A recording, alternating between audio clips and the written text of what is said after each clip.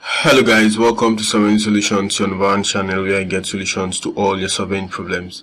It's 9th Avenue in class again today. How have you been? On today's video, we are going to show you how to use GIS to solve issues on maybe compensation. You are given an existing road and then you were told that there will be a redesign, and then you were also given the dimension, or let's say the size of the redesign. So maybe the new right of way as it has been proposed would have about 25 meters, right? Good. So, or let's just make it 20 meters, which means there are some buildings along this road that will be demolished, and then perhaps if they're having the right papers, compensations will be paid appropriately, right? Good. So now you have been told to use GIS to solve that problem. The first thing is that this is the existing road. The next thing is for us to have a buffer analysis. We are going to buffer this road by 20 meters, and then from there we can now know the affected buildings. Then we are going to extract those affected buildings, perhaps go to site, see the owners, and see how we can proceed from there to make further decisions. So we come up to vector, then under vector we go to geoprocessing tools, and then we select buffer. Now the buffer window is open. One thing that you also need to pay attention to is that when you want to carry out buffer in QGIS, most times you ensure that your coordinates, the coordinates of your shapefiles you are working with, or the data you are working with, are in a projected coordinate reference system, because that gives you the ability to use this linear units, right? Good. Maybe meters, kilometers, feet, miles. Else you'll be using units that are in geographic, which will be degrees, right? Good. So which you wouldn't want.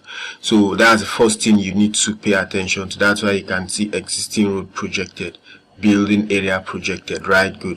So our input layer is actually the existing road, and then the distance, that's the buffer distance. We are using 20 meters.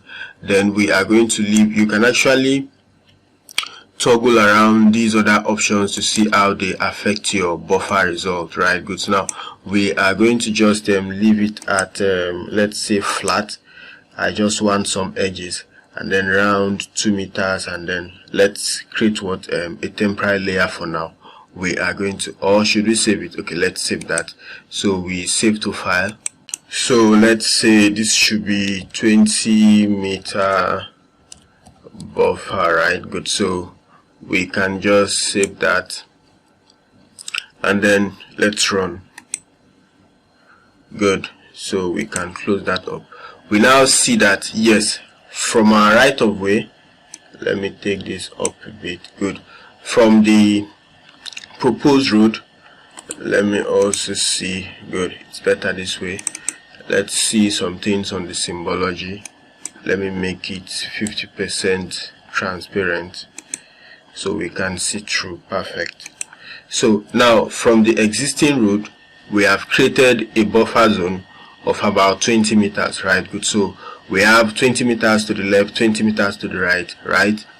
And with these 20 meters to the left and right, we have seen some buildings that are affected, which perhaps will be demolished, or whatever the case is, right? Maybe negotiated, or decision will be made based on those buildings. So how are we now going to select these buildings from these other set of buildings that are around the road, right? Good. Under the built up area. So that takes us to the next tool.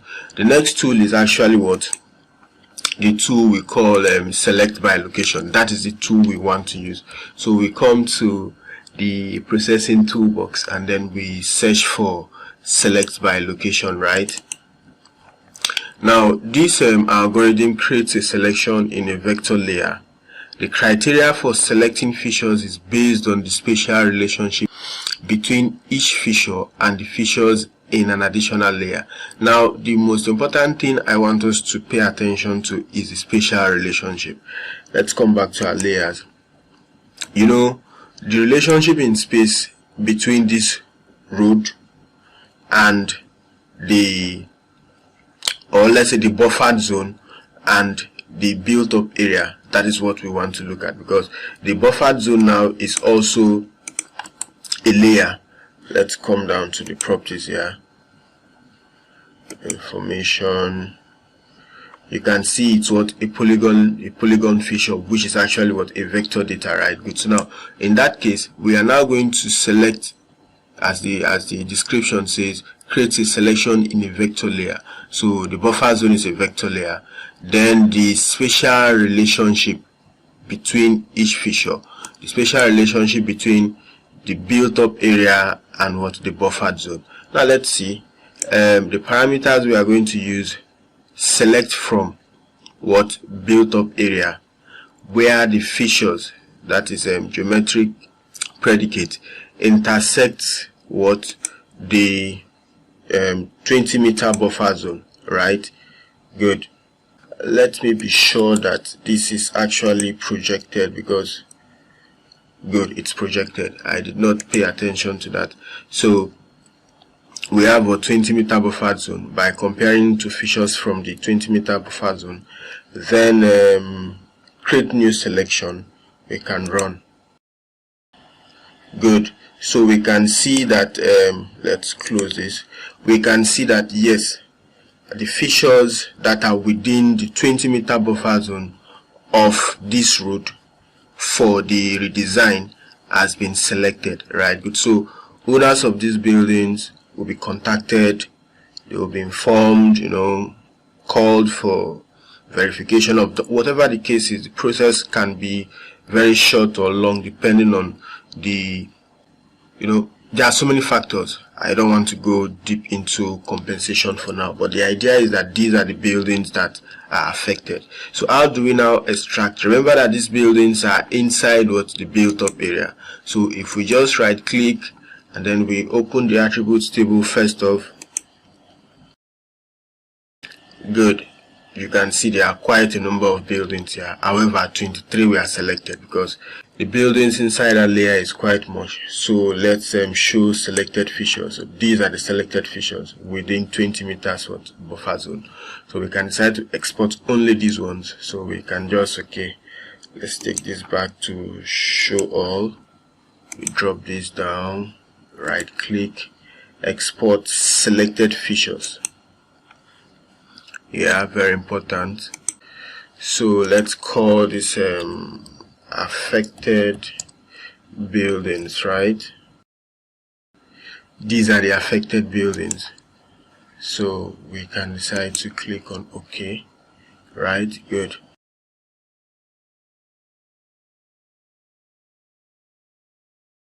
Good. So we have shown you how to buffer, a practical application of that buffer tool, and then we've also shown you another practical application of using that select by location, right? Good.